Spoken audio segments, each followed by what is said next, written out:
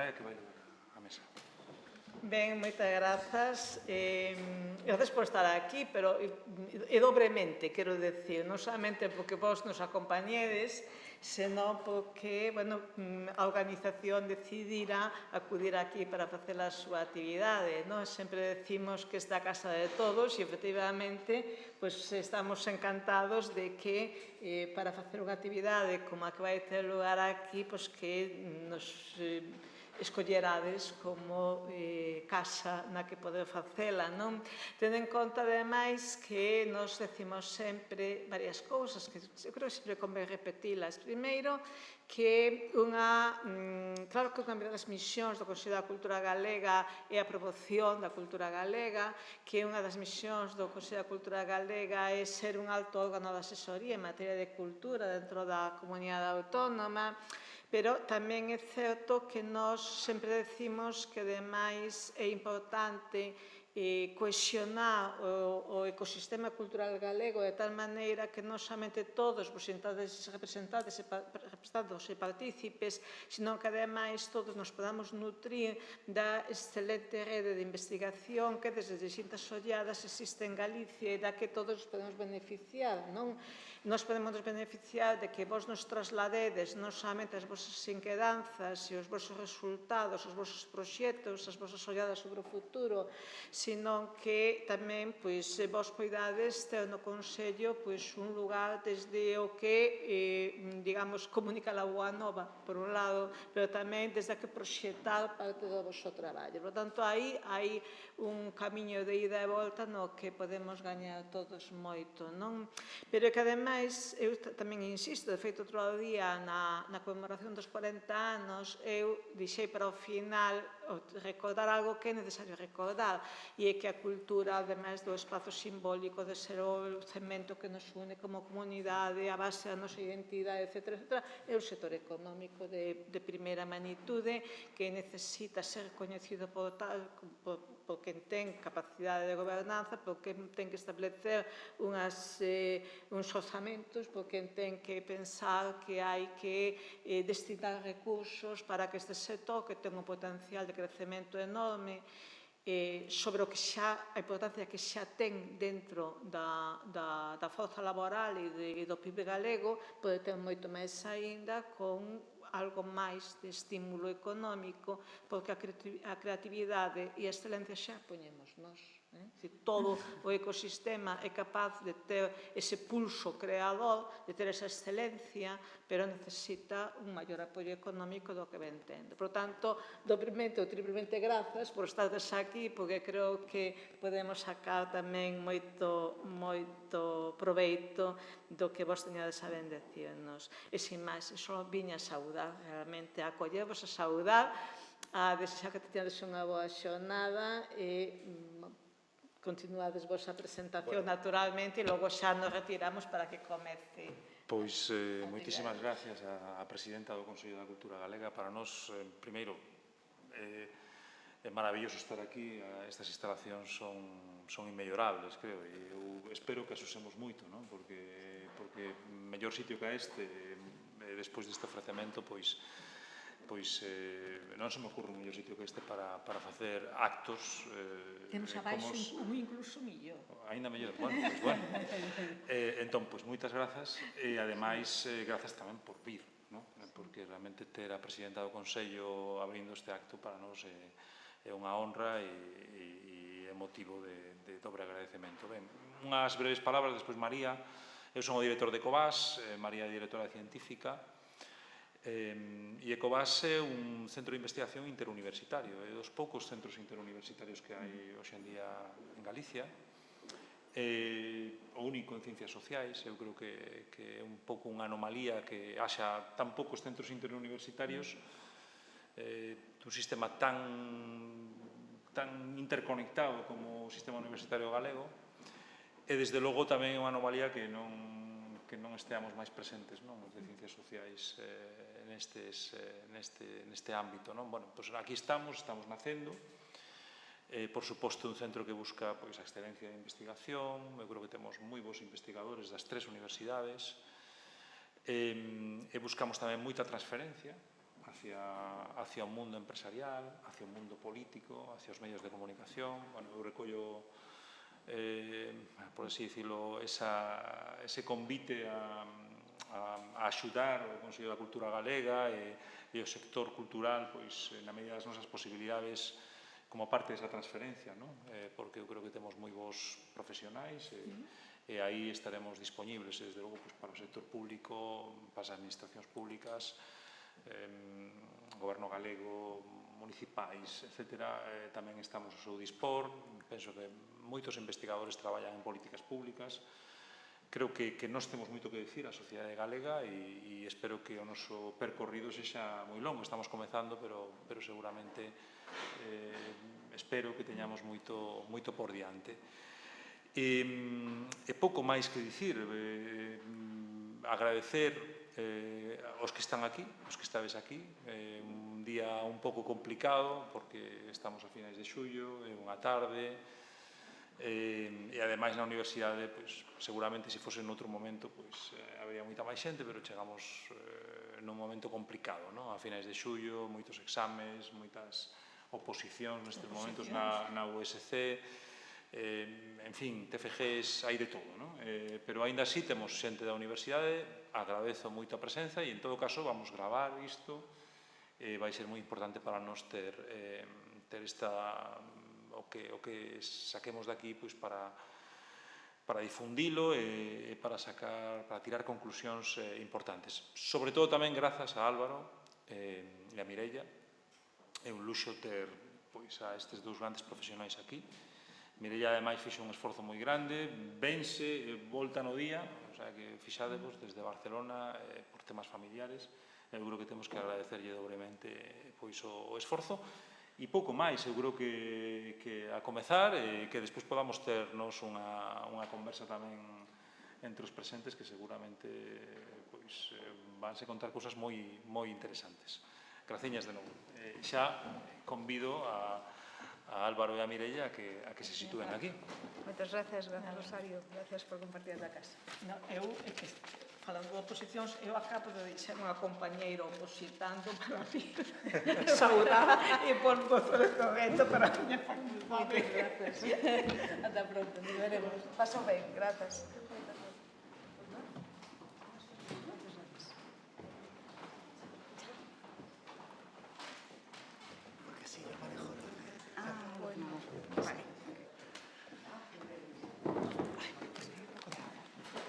Sí.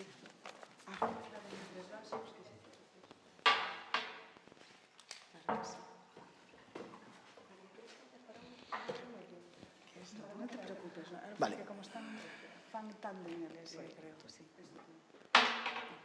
Tengo un vaso de más. Reciclaxe. Gracias. Bueno, pois boa tarde. Moitas grazas, Álvaro. Moitas grazas, Mireia. Temos moita sorte en Ecovas a facer esta primeira libra de oficio deste ano 2023 aquí en Santiago de Compostela, especialmente nesta casa, na Consello da Cultura Galega. Como decía Xavier, non hai mellor sitio. É un sitio máis representativo, un dos máis representativos para facer actividades culturais dentro de Galicia e para favorecer ese nexo da universidade co mundo académico, co mundo político, co mundo cidadán, ca cidadanía, que é o que estamos aquí. Entón, hoxe contamos con dúas persoas, dúas mentes super creativas para esta tarde. Super creativas. A veces, por unha banda temos a Álvaro Gago, cineasta, e tamén temos a Mireia Grael, que é a produtora. Eles nos van a contar moitas cousas de Matria e de algunhas outras actividades que teñen en marcha, pero de maneira moi breve, porque o currículo de Álvaro é moi extenso. Decirvos que el comezou aquí, en Pontevedra, pois estudou, teño o teu currículum en inglés, así que vou facer unha traducción simultánea do mesmo, Álvaro, pero decirvos que estudou comunicación e música en Pontevedra, que no ano 2019 foi seleccionado por Variety como un talento español ao que debemos seguir. Eso creo que xa o di todo. Mais a maiores no 2021 como unha estrela do futuro. É unha persoa, como digo, con moitas raíces galegas, con moito entendemento do que fai, con moitísimo sentimento, así é que Matria penso que foi un proxecto moi pensado, moi elaborado. El nos vai a contar como chegou a este maravilloso output final Matria. Ben sabedes que el gañou o Goya por o curtometraxe. Tamén a súa vez... No. Nomeado No, perdón, nominado, foi nominado. Xa me lo podían ter dado. Unha mágoa, para nos si emocionalmente o gañaches, pero gañaches aínda máis, exactamente. Aquí din, exactamente, deixame lerche, fuches aquel mesmo ano editaches Trote, non? Que no 2000, bueno, este é bastante complexo de traducir no mesmo intre, pero que definitivamente tamén o presentaches no Premier de San Sebastián. O seguinte filme que fixeches, 16 de decembro, foi presentado ao Locarno Film Festival e tamén foi nominado para outro Goya no 2020, non? Que decir del? Bueno, pois el, a pesar da súa xuventude, ten unha extensísima traxectoria no mundo do cinema, xa conta con un montón de premios, que me parece a min que debería contárnoselo un pouco cal foi o premio que máis agradeceu e o porqué. Eso, Cecais, é unha pregunta que el nos ten que contestar despois, sobre todo o porqué. Entón, este é o nivel que temos hoxe aquí. E con respecto a Mireia, pois tamén decir que é outra muller super creativa, licenciada en Publicidade e Relacións Públicas pola Universidade de Barcelona e ten o mesmo máster, creo que a Álvaro tamén, o de Filmmaking pola London Film School, non? Traballou en producións tan populares para vos como a mellor a coñecedes, La novia, verano 1993, polo cal estivo tamén nominada a mellor dirección de produción nos Goya e Gaudí do 2018. É, ademais, fundadora da produtora Ringo Media e agora mesmo está levando a cabo moitísimos proxectos. Obviamente acompañou a Álvaro neste gran film Matria e tamén, a posteriori, tamén fixo o Accidente. Actualmente está desenvolvendo outros proxectos e, sobre todo, un proxecto vital moi importante, por iso ten que retornar esta tarde tan pronto como sexa posible. Así que, moitas grazas, Mireia, tamén por estar aquí. Grazas, O que María. vos queirades contar e como queirades contar. Temos aquí moitas preguntas, moitas cuestións. Sí. Así que, Álvaro, remata de presentar o teu currículum. Cal foi o mellor premio e o porqué?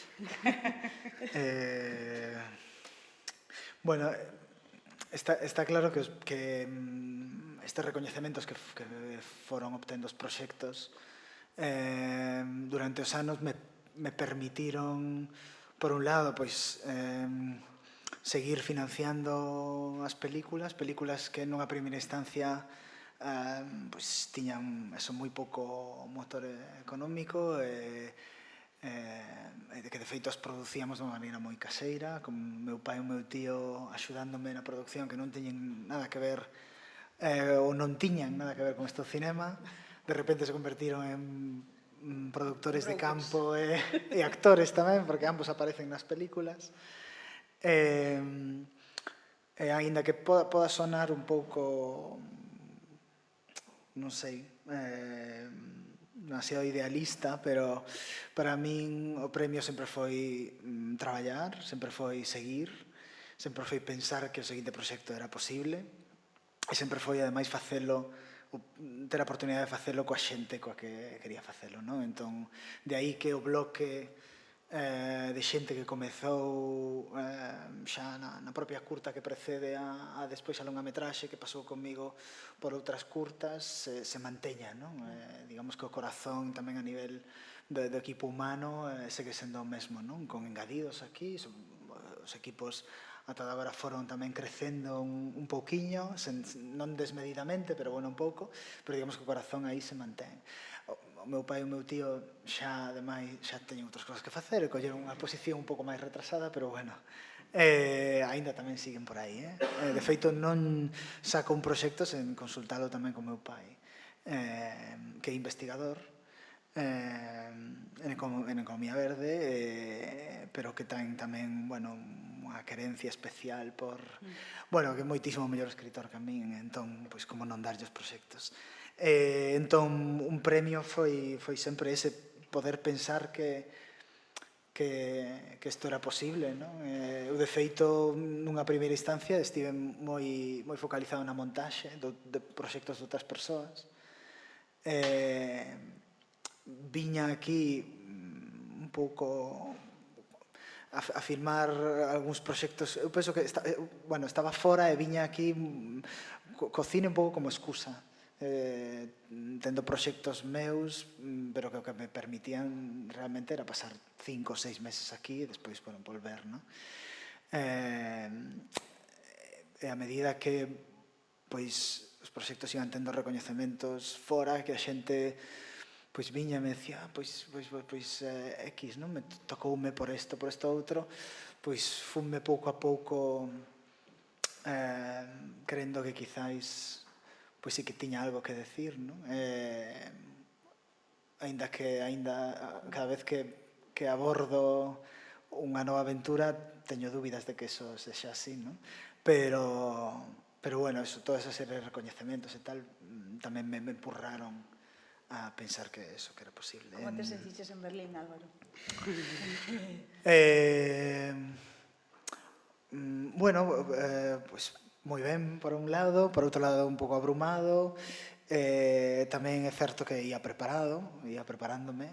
Recordo, de feito, estar no avión aínda lendo como, bueno, nas horas previas a presentar a película, lendo cousas, porque tendo tamén a poñerme bastante, ou non sei, ou polo menos esa percepción interna. Externamente a percepción quizás é diferente, pero poñerme bastante tenso, entón necesito eso, prepararme bastante. Ao final non deixa de ser tamén parte do noso traballo. Que teatro para presentalo, sí, 900 persoas, pero estaba moi arroupado, tiña a miña familia italiana por un lado, a galega tamén é presente, toda a xente prácticamente do equipo. Sí, era territorio foráneo pero amigo, sí. E bueno, que vimos a contarvos hoxe máis al lobe destes apuntes así biográficos? Non sei se queres que recollamos o testigo, empecemos nós, ou fagamos isto máis tipo conversa, máis charla. Sí, bueno, como temos así uns pequenos apuntos. Una nota con el tema de los premios, que creo que es importante desde el lado de la producción, o sea, que sí, que obviamente que el premio es seguir trabajando, pero sí que hay un tema a nivel de industria que es importante entender, que alguien que está empezando, que de repente gane un Sundance o gane algo así, pone el foco en la industria en él y le ayuda a hacer sus próximos proyectos. Y además también el sistema de subvenciones va por un sistema de puntos y de repente haber ganado Sundance son 3 puntos. Entonces lo pone en otro lugar que en comparación a otra persona no, ¿sabes? Sí, o sea, ya sí, sé yo, sí. el toque. No, está ben. E hai outra cousa tamén que por exemplo, cando hai bastante xente nova que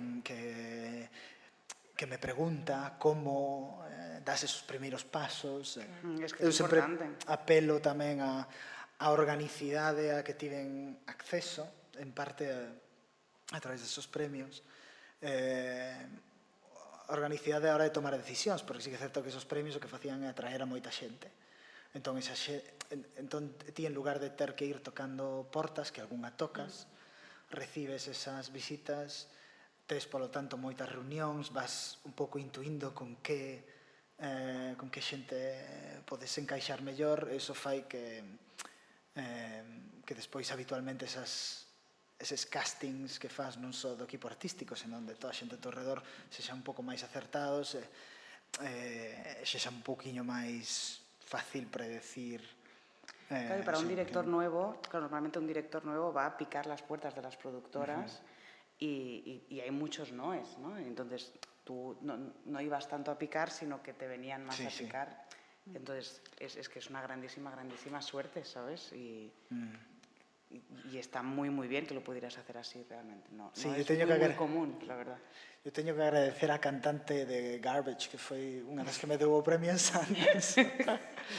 Sí. Bueno, total.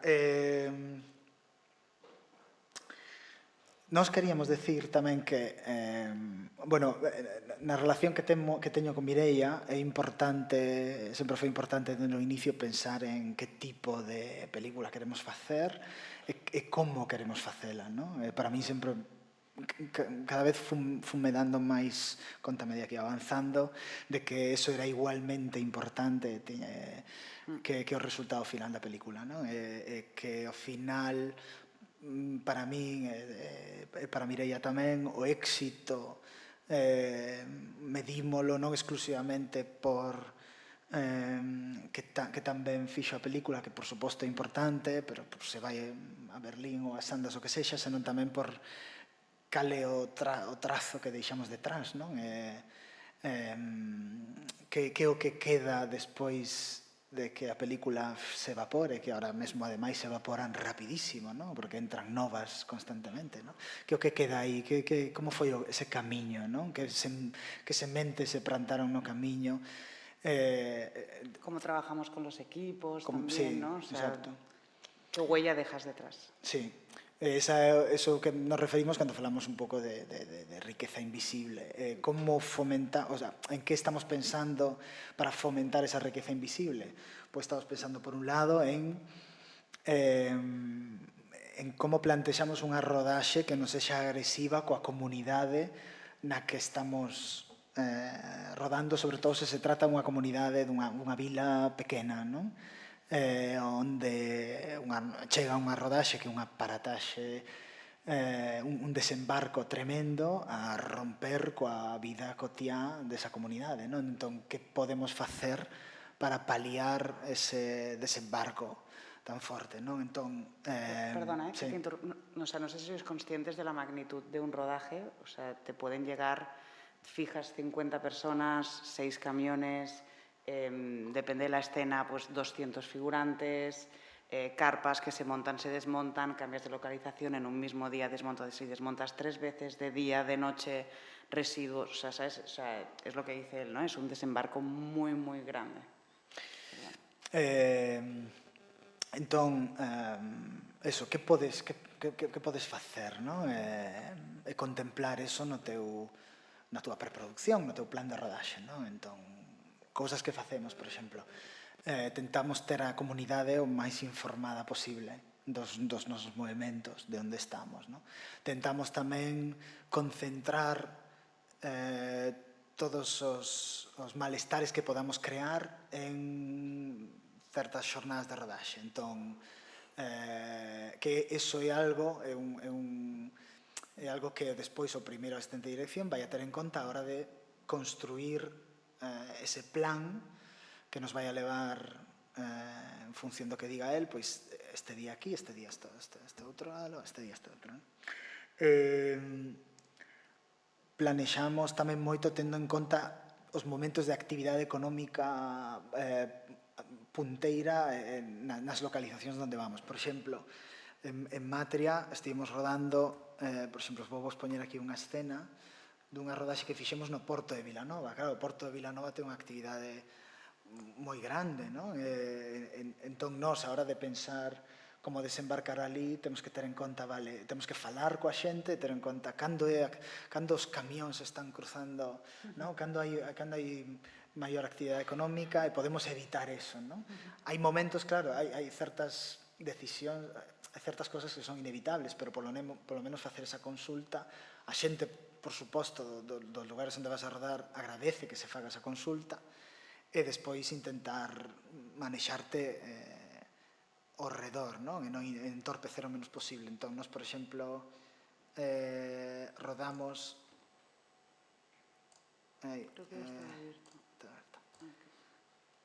esta escena.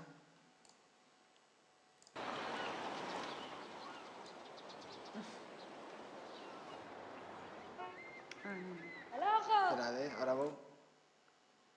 Sí, voy así. ¡Al ojo!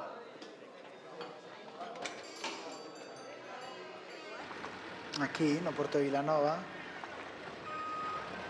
temos figurantes, temos Bueno, aquí hai cousas que podemos predecir e outras cousas que foron impredecibles. Por exemplo, ese troli por aí que vedes que se movía, ese foi algo que surdiu no momento, non? Pero Pero sin bicicleta. Podemos correr do coche. Si queres, miro che. Ya está estamos arreglado. ocupando aí un lugar onde habitualmente Non sabías que tiñas estas habilidades. bueno, veñen os barcos mexilloeiros. Moito pico pareceme a min,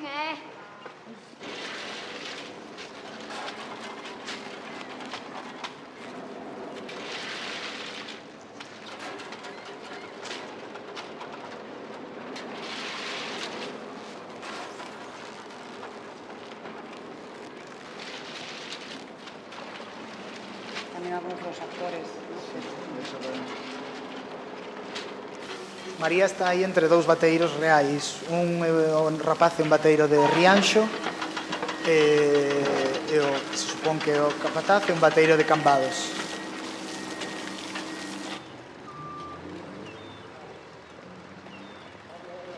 Cando saídes outra vez? A ver se te cayó algo de cocina. Vale.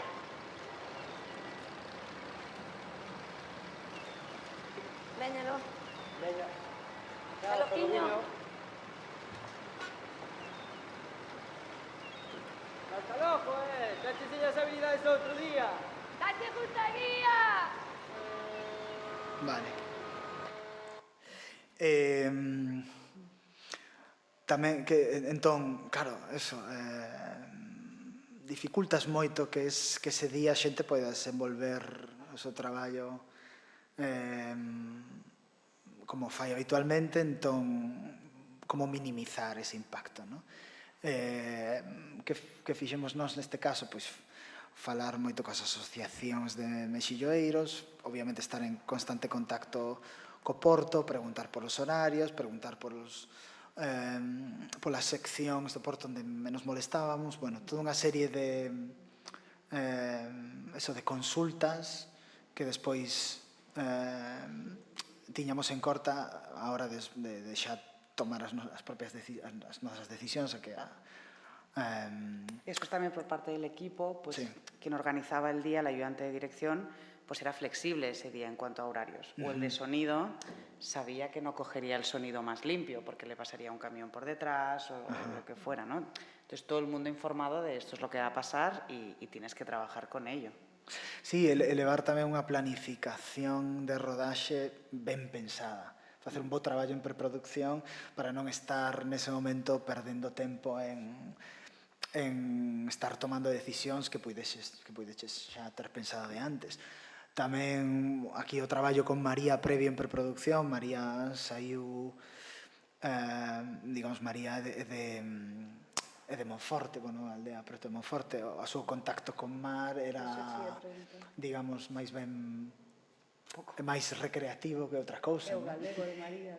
Sí, o galego, o sea, pero, digamos, ela colleu unha soltura polo feito de estar involucrado, estar traballando tanto. Ela entrou na película un ano antes, que non é habitual, non? Isto é máis habitual no teatro.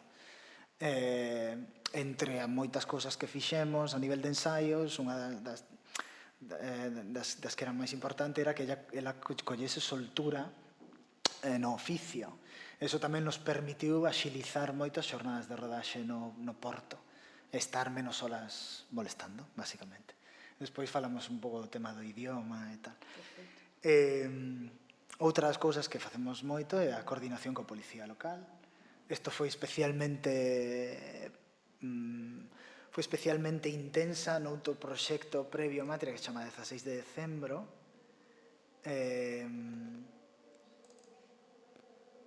Agora vos ensino, espera. Como vou para aquí para atrás?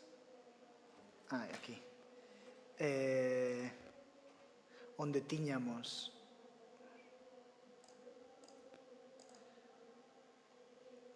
unha secuencia, un plano secuencia, que basicamente é un plano continuado, extremadamente longo, por rúas de Vigo.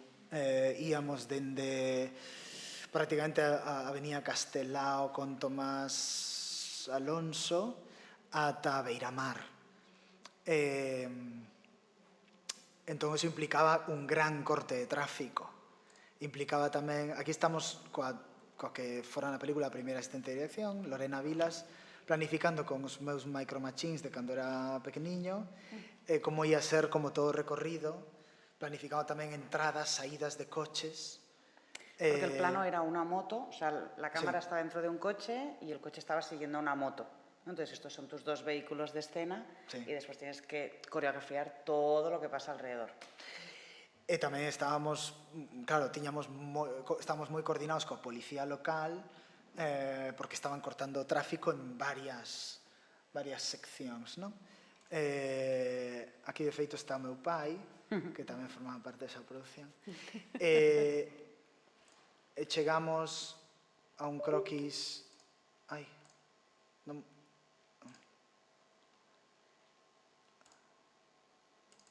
Non mo abre. E tedes liberdade para escoller sitios.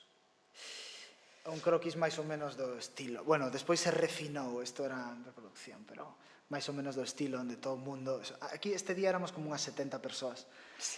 Temos liberdade? Depende, por exemplo, en realidade, nesta xornada, o programado ia ser un recorrido que nos levaba dende aquí ata aquí, máis ou menos. No, subíamos por aquí. Pero comezar... Coñecedes Vigo, a rotonda de Toys R Us, que está en Beiramar, comezar un pouquiño cara ese, o sea, de Toys R Us cara Berbés, comezábamos aí a acción, que no inicio sí que teníamos luz verde do Concello de Portos, etc. Despois, a medida que se iba chegando a rodaxe, empezaron a ter dúbidas e ao final, penso que foi unha semana antes que tivemos que cambiar. Ahora que o vemos en retrospectiva, penso que o cambio foi incluso para mellor, non? Pero digamos que non rodamos na nosa primeira opción e habitualmente eso pasa. Que a liberdade é, ata certo punto, limitada e a veces temos que recurrir a opción 2, 3, 4 e de feito solemos traballar sempre con moito backup, non? Plan B, sempre plan B, C, D. Sí, por lo menos ata C mínimo hai, por si acaso. Entón a liberdade é limitada. Pero siempre es para mejor, siempre acaba siendo para mejor. Cousas que podemos facer tamén para ser menos agresivos con comunidade. Bueno, nunca filmar sen consentimento. Isto que parece tan obvio, non o é. E, de feito, eu, cando entrei a coñecer por primeira vez no 2016 as mulleres que traballaban na fábrica de conservas da Porta, onde finalmente rodamos, que, por certo, é unha fábrica de conservas que traballa super ben, elas tiveran tido unha mala experiencia, onde unha televisión fora a gravalas, lles adiantara que só ian a sair as súas mans e despois elas se viron na tele de corpo inteiro, cara completa, non? Entón, de vos a primeiras, a reacción ante a miña proposta non foi boa. Entón, isto tamén me fai pensar no feito que temos unha responsabilidade como cineastas de cara á xente que ven detrás, non? Porque hai unha xente que seguramente nun futuro quererá rodar en Vilanova e se ti deixas un terreo ben sementado, non? Pois a persoa vai a ter moita facilidade de acceso, non? Non sei, parece algo que é super, que cae de caixón, pero non tanto. Hai moita xente que, como di Luis Ospina, o cineasta colombiano, agarra pueblo para o seu propio beneficio, sen pensar nas persoas que ten diante, non? E despois é moi importante tamén, iso é algo que excede o feito de que contribúa a ser menos agresivo coa comunidade, pero é moi importante, penso, involucrar a comunidade e contar con ela, con persoas que formen parte do equipo artístico, incluso con persoas que formen parte do equipo técnico. De feito, para Matria, por exemplo, hai unha persoa de arte que é da Illa de Arousa e buscamos especificamente a Illa de Arousa, que é Iván Ouviña.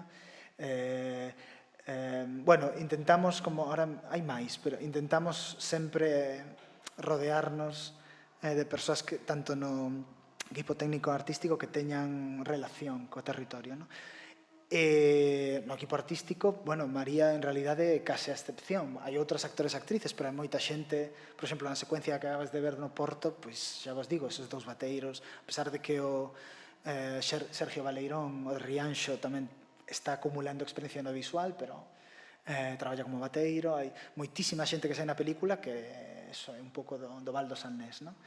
E que non só se limita a súa contribución a aparecer, senón que é importante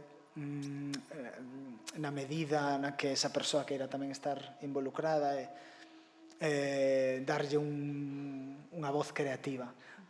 No caso de Matria, especialmente no caso de Francis, que foi a protagonista da curta, non da longa, aunque na longa tamén ten un papel, isto foi especialmente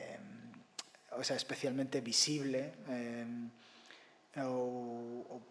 digamos que podo falar extensamente da súa contribución creativa, e María tamén podería, porque estivo moi presente, por exemplo, nos ensaios. E non só Francis, todas as mulleres tamén que traballaron con nós, eso fai que se involucren no proxecto tamén de outra maneira, que o sintan de outra maneira, que o sintan moi seu, que se sintan tamén moi orgullosas despois do resultado final. En 16 de decembro, do que se ensinei estas fotos,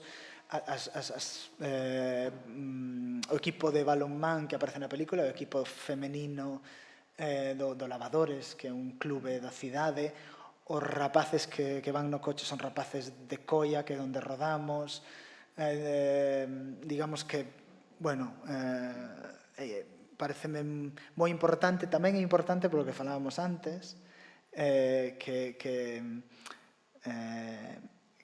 poidan ser unha fonte de coñecemento e de inspiración, pois no caso de Matria para María, por exemplo, que foi todas estas persoas que tiña alrededor, penso que fixeron que incluso se tomase este traballo con maior intensidade e con maior responsabilidade.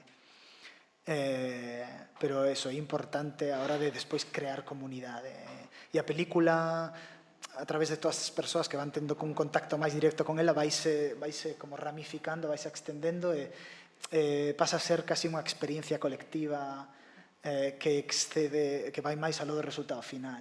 E aí onde empezas a ver onde empezas a ver realmente esa herdanza que pode deixar aparentemente invisible un proceso como este, onde de repente hai xente que da illa e de Vilanova que se levan aí a matar, que de repente din, pois non somos tan diferentes, e conflúen nun proxecto, e crean unhas relacións que perviven e que viven máis alá da propia peli, por exemplo, por un exemplo. E iso de traballar con actores non profesionais, se me permites, como é con respecto a no ámbito da produción? Como te ves? En realidade, a súa profesionalidade é brutal, o único que pode significar, pero eso varía tamén, varía en función da persoa que teñas diante, se xa profesional ou non, pero pode significar un cambio a hora de abordar certos procesos creativos.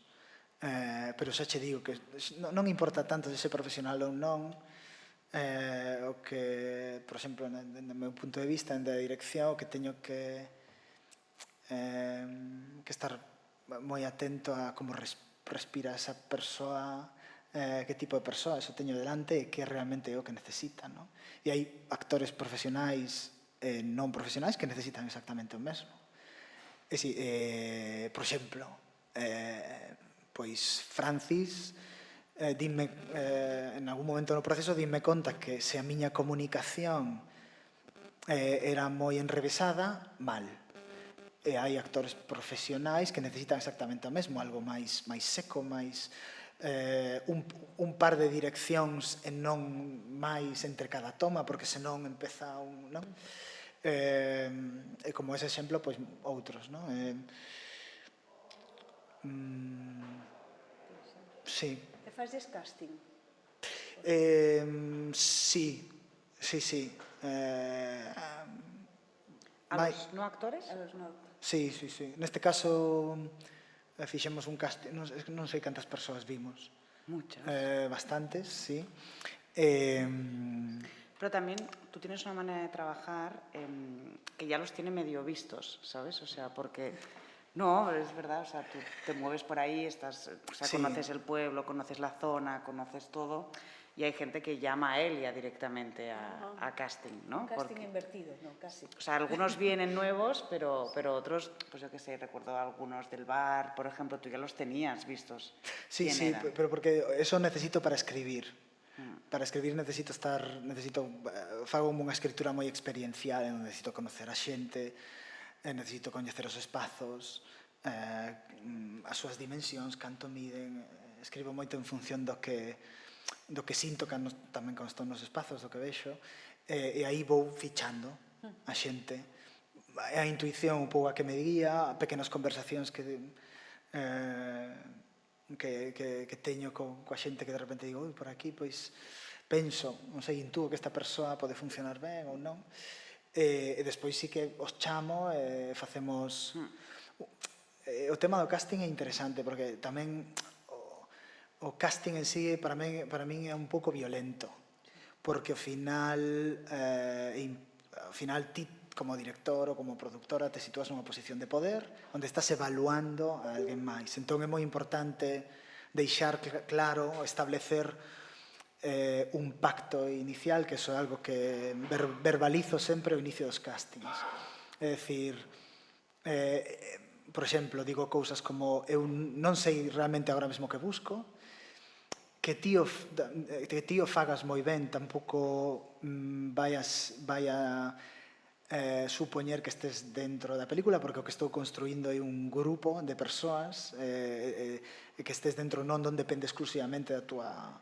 que tamén o fagas, por suposto, a túa valía persoal non depende desta proba, e tamén habitualmente digo que se en calquera momento, sobre todo isto sí que o digo moito coas persoas que non se dedican a isto, se en calquera momento sintes que queres sair do proxecto, que podes, que sempre tes unha porta aberta, que non estás atado a isto, que isto ten que ser algo que che produza disfrute. Bueno, en canto enuncias un pouco esta serie de puntos, a xente tamén se relaxa un pouco máis, non? Eso che permite, de feito, facer mellores castings. Tamén intentamos ser menos agresivos, por continuar con outro punto, dende o punto de vista medioambiental, non? Sí, bueno, también últimamente desde Europa ya te lo vienen un poco marcado, ¿no? Todo lo que sea rodajes sostenibles y en nuestro caso ya un poco lo hacíamos, ¿no? Un poco por naturaleza, por el tipo de proyecto que era, por cómo nosotros trabajamos y sobre todo lo están marcando más para producciones muchísimo más grandes, es intentar reducir la huella, ¿no? de carbono que dejamos, que es la cantidad de residuos que dejamos atrás, el número de vehículos que utilizamos. Claro, hoy es historias de, yo qué sé, se alquilan 10, 9 plazas y va una persona sola en una 9 plaza y la dejan encendida 2 horas con el aire acondicionado esperando a que salga el actor o la actriz o el técnico, ¿no? Bueno, esto obviamente es algo que nosotros no hacemos. Entonces también intentas como pues agrupar, ¿no? Pues por vehículos, por localizaciones. Una cosa que, por ejemplo, nos pasó es a Álvaro le gustaba mucho una localización en Coruña para la fábrica y como estábamos todos concentrados alrededor de las Rías Baixas, fue bueno, pues vamos a intentar buscarla aquí y así ahorramos ese desplazamiento, todo ese movimiento hacia allí, ida arriba y abajo, no solamente por los vehículos, sino también por los hoteles. Esta era a opción 1. Tiñamos aí unha fábrica de congelados que me encantaba en Coruña. E finalmente o que acabamos facendo foi unha concentración das localizacións que nos permitía que buscamos entón opcións B, opcións C para movernos menos. Exacto, exacto. Que también después, aparte a nivel económico, presupuestario, pues te ayuda, es verdad, o sea, no es una mentira, pero sobre todo era más desde ese punto más sostenible, ¿no? De oye, no me creo que no podamos encontrar algo que nos funcione en este radio. Después también pues todo el tema de papel, estamos intentando reducir muchísimo el papel, sobre todo a quien más le cuesta esa contabilidad, pues intentar que todo sea online, todo eso, el reciclaje, las aguas, actualmente ya no, o sea, antiguamente se daban botellines de agua a todo el mundo, habían centenares y centenares, ahora regalas una botella y tienes sí, exacto, el bidón grande y lo vas rellenando.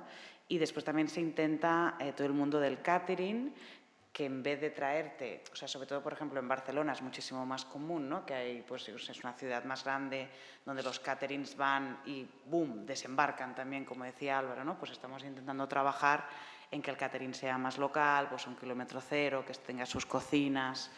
Es también un tema porque, claro, somos hiper mega militares en algunos aspectos por los horarios, 1 minuto cuenta muchísimo.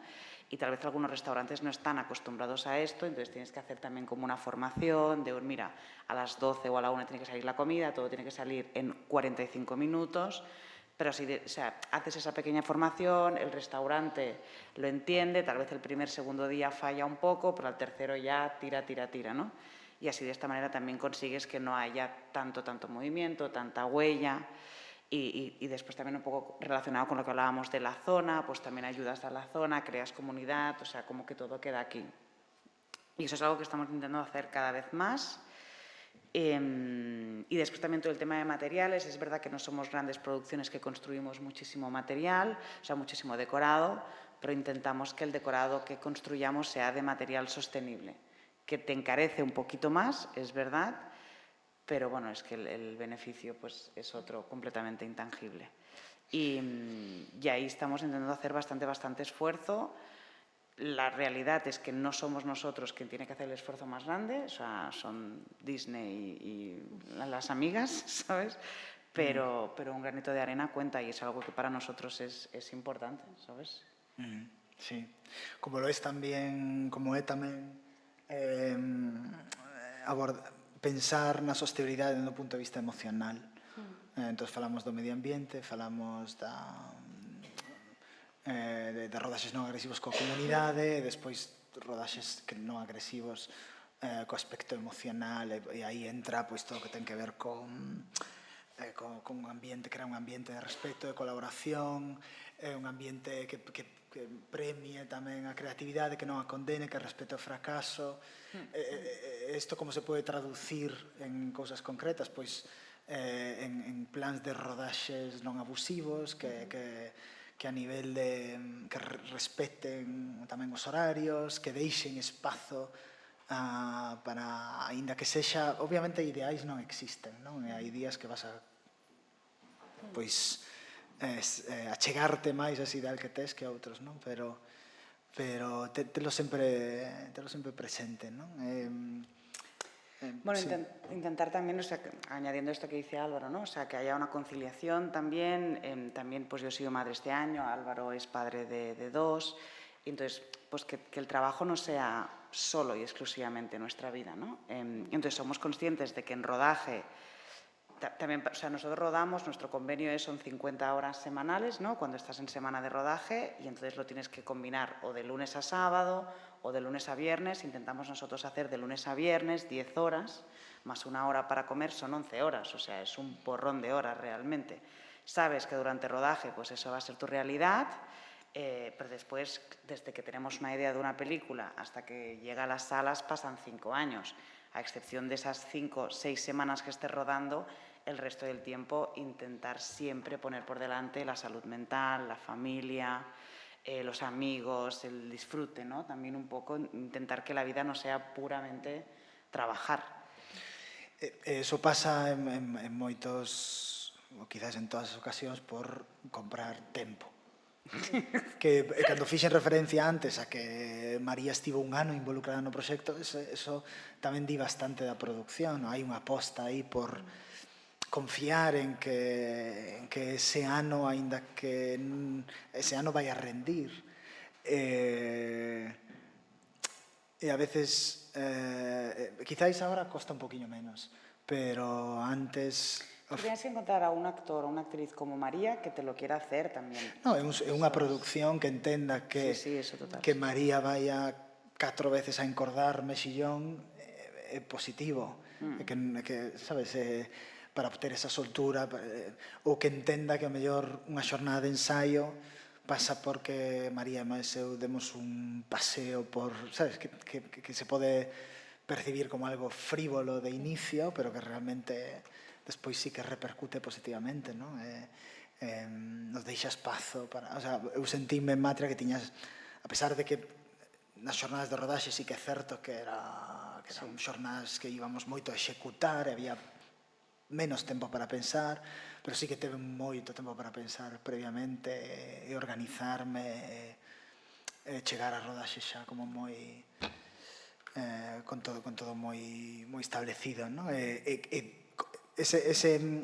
ter todo establecido previamente o que che posibilita despois en rodaxe romper se queres, non? Mira, E justo iba a decir improvisar.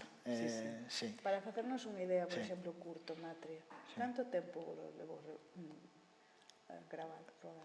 Rodar El 5 corto? días e medio. 5 días e medio. Sí, 6 días. Sí. Mantéñense estas proporcións na longometraxe? Pois a ver, 5 días e medio, 20 minutos, rodamos 5 semanas neste caso, máis ou menos. Sí. Sí, pero mira, por exemplo, María, a primeira, María que ten bastante máis carreira que nós, María Vázquez, a portada da película, comentoume que a primeira película na que ela participou estiveron 3 meses rodando. 5 semanas E iso es moi pouco. era o habitual, estar 3 meses. O sea, 5 semanas, como dixen antes, vas moi a executar. Sí. Por eso tes que ter antes todo moi trillado. Non é o ideal. No. Idealmente tería eso, un pouco de tempo para pensar. O que pasa é que os tempos pouco a pouco se foron cada vez máis estreitando.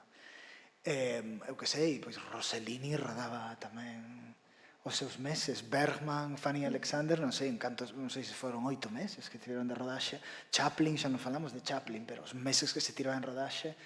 Hai un documental que creo que está colgado na rede, Chaplin Unknown, Chaplin descoñecido, onde literalmente ves que en rodaxe están facendo cambios de incluso decorado, de incluso escenas que trasladan de interiores a exteriores, que obviamente eso implica moitísimo tempo que tiñan, que compraban. Non me estou comparando para nada con estas xenias, non? Pero a veces se nos pide demasiado en moi pouco, non? Se nos dá moi pouco tempo para eso. Sí, bueno, penso que é moi sintomático. María empezou a traballar nos 90 e os tempos que se manexaban, que eran habituais, eran eses. E agora, hoxe en día, son outros completamente diferentes. Bueno, en todo caso, todo isto que falamos a nivel de producción, o que ven a conformar é unha ética da producción, da que falaban moitos cineastas franceses, Straub e Huillet, e que nomea moito Pedro Costa. Entendemos que, ademais, esa ética, de alguma maneira, se pode transferir ás imaxes, e que pode incluso supor un punto de, ou eu por menos o percibo así, un punto de originalidade.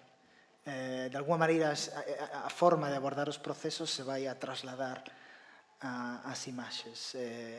Isto é unha forma relativamente novedosa que están explorando non só nós, tamén outras persoas, e polo tanto penso que esa certa novidade sí que se va a trasladar ás imaxes. Ao mellor non dunha maneira rompedora, non vamos aquí inventar novas linguaxes formais, pero non sei, eu sí que confío que a maneira de facer as cousas transpire de alguna maneira, sí. E penso que eso, que aí pode haber un punto, pode darlle a película un punto de singularidade. Nunha época onde ser original é moi complicado, non? Está prácticamente todo inventado. Literalmente. E bueno, isto que implica tamén un compromiso por parte de dirección. Xa para empezar, un director ou unha directora ten que coñecer exactamente cales son os pormenores da produción ou estar bastante preto da produción. Quizáis non sei ata que punto os pormenores, pero bueno, estar preto, ser consciente de ata onde podo chegar, non? E non pedir imposibles tampouco, ou se pides algo imposible che din que non, renunciar a eles, non? Es como un trabajo tamén moi conjunto, ¿no? O sea, que que por lado de dirección entienden perfectamente pues, qué presupuestos se mueven, dónde estamos, qué hay, y por parte de producción entender perfectamente también qué quieren, ¿no? O sea, yo también creemos que la figura esta del productor que está sentado en un despacho pues viendo números no existe ya hoy en día, ¿no? Para nosotros no existe y no debería de existir. O sea, es un trabajo completamente compartido, creativo, donde, o sea, estás acompañando todo el rato. No, es que no la concebemos, que yo no estuviera en conversaciones de guión o en conversaciones de creación. Ah, sí, estuvieron súper presentes. As 3 productoras da película. Sí, porque en Matria hay más productoras, o sea, no soy yo la única productora, hay más productoras. Pero quizás tu trabajo como productora comenzó tamén muchos años antes. Puedes hablar gallego, si quieres. Quero decir que o teu traballo tamén como del comenzou moitísimos anos antes de que víramos Matria, de que rodárades Matria. Sí. Como é o proceso? A ver, contanos. Non é que vayamos a montar aquí unha produtora, pero contanos como é a economía do cine por detrás. Imagínate aquí un director excelente que che chega con unha idea espectacular. Ti non tes un can, como fas? No tienes un can, no tienes un duro, ¿no? Sí. ¿Cómo es? Pues te vas a buscar La vida. duros, te vas a buscar dineros. A ver, es que, a ver, como toda la industria del cine, o sea, realmente, ¿vale? Cómo funciona en Europa y en la gran mayoría de Europa es a través de subvenciones públicas. Esa es la realidad que tenemos. La industria solamente privatizada está para unos pocos y con las plataformas se ha aumentado un poquito. También es verdad que lo que sucede es que el tipo de películas que surgen de la industria europea pues son muchísimo más trabajadas, tienen muchísimos más grises, muchísimas más capas. O sea, un Matria, por ejemplo, en Estados Unidos, es que es como casi imposible que apareciera, ¿no? Porque el dinero se mueve de otra manera. Entonces tú, para poder acceder a estas subvenciones públicas, que no son al 100% de la financiación, o sea, como máximo son el 50%, el otro 50% tienen que ser televisiones, inversión propia, incentivo fiscal, plataformas, ¿sabes? O sea, no es, que quede claro, no es el 100% del presupuesto. Entonces, para conseguir ese dinero, para conseguir también que una televisión te apoye una película como Matria, tienes que ir con un buen guión, tienes que ir con una buena propuesta, con un buen casting y tienes que ir picando todas estas puertas y se te van abriendo poco a poco. Algunas un poco más rápido, otras un poco más lento. Por lo general, un productor novel le va a costar mucho levantar una película de unas ciertas características. Entonces, en mi caso, yo lo que hice es arranqué con películas más pequeñas. Yo abrí en el 2017 y empecé haciendo cortos y documentales. Y ahora estoy dando el salto a largometrajes de ficción, que son los que económicamente pues mueven otros dineros. Pero los primeros años, eso, porque es que vas a picar a la puerta del Ministerio de Cultura o a Televisión Española o en la nuestra regional, que es TV3 o TVG aquí, y te dicen que tú quién eres, con total sinceridad. Sí. Entonces tienes que labrarte un poco ese nombre, porque sí que es verdad que pues, para los directores, si ganan Sundance, se les abre un poquito más la puerta, a los productores ayuda, pero realmente lo que quieren saber es que un productor es solvente. ¿Sabes? Que si te doy 200, 300, 400.000 euros, me vas a entregar una película. Y lo entiendo, porque es mucho dinero. Entonces, hai que buscar dinero público, pedir esas subvencións, tardan en vir, o mellor xa dan, o mellor non xa dan. Correcto. E, mentras tanto, tamén buscarás patrocinadores privados, non? Sí. Claro, aí tenemos unha amiga que é novelista que nos contaba ela que si este ano ou ano anterior, que era Camiño de Santiago, se introducías un capítulo concreto sobre unha novela en Galicia sobre o Camiño de Santiago, tiñas unha posibilidade de ter un financiamento concreto específico, non? Eu quería vos preguntar se no mundo do cine é un pouco así, é dicir, si tedes que facer, como se dice, estes equilibrios, non? Vale, pois eu non podo gravar aquí en Vila García de Arousa, non por nada, son encantadores, pero como non teño cartos, teño que ir gravar pois ao concello tal, que con tal de que lles poña aí a rotonda varias veces, aí onde se dice Pontevedra, vaume pagar X diñeiros. Son cousas que tedes que facer habitualmente. Todos son decisiones que tienen consecuencias, Fálanos de eso. ¿vale? Entonces, bueno, voy. Dale, dale, dale. Voy, atención, que voy. O sea, son decisiones que tienen consecuencias que no son ni buenas ni malas, o sea, son las que son, ¿no? Pues, por ejemplo, yo sé que hay algunos lugares que si coges dinero de esa zona, sí o sí tienes que rodar al 100% o te tienes que tienes que gastar el 100% de ese dinero ahí. Entonces tú tienes que tomar la decisión de te interesa, no te interesa, te compensa, no te compensa. De repente te dan una cantidad que son 50.000 que te cubre o 200.000 que te cubre, no sé, que te va, ¿sabes? Para ese proyecto en concreto. De repente te dicen, no, pues aquí se tiene que rodar todo y tienes que estrenar en el cine aquí. Y tú dices, no, pues esto es una película que quiero que viaje internacionalmente, a festivales, con una coproducción, tal. Claro, si la estreno aquí, es que la mato, porque es que su naturaleza es irse a lo internacional, ¿sabes? Entonces no vas a coger ese dinero. Pero de repente para una película tal vez más local, sí. Si de repente es un no, pues mira, pues si yo cojo un libro, una adaptación de, bueno, hay una escritora catalana, Mercè Rodoreda, y le hago la adaptación de uno de sus libros, sé que la Generalitat me va a entrar seguro con tal cantidad. Bueno, pues mira, pues me interesa, y hago una TV Movie, y hago para TV, ¿sabes? O sea, que tú que también como productor tienes que ir como jugando a, vale, pues hago esta peli más de autor internacional con este recorrido, con estos dineros, y de aquí pues hago esta otra que la voy a mover más por, ¿sabes? Más por aquí, con su público, con su audiencia. Y por ejemplo, en el caso de Matria, hasta donde podáis contar, ¿Cómo fue el proceso de juntar el dinero, tal, no sé qué? Porque para nosotros eso es súper, ¿cómo se dice? Esa economía casera, tan emprendedora. Vosotros sois puramente emprendedores, pero en el estado puro, ¿no? Entonces, no sé, pedisteis la subvención, supongo, ¿no? Bueno, Sí. para empezar, destacaría que pareceme imprescindible facer un plan a longo prazo. A longo prazo. Entón, sí. Entón, nos estamos, eu recordo estar con Mireia promocionando a curtametraxe, presentando nun festival de cine no AFI de Los Ángeles.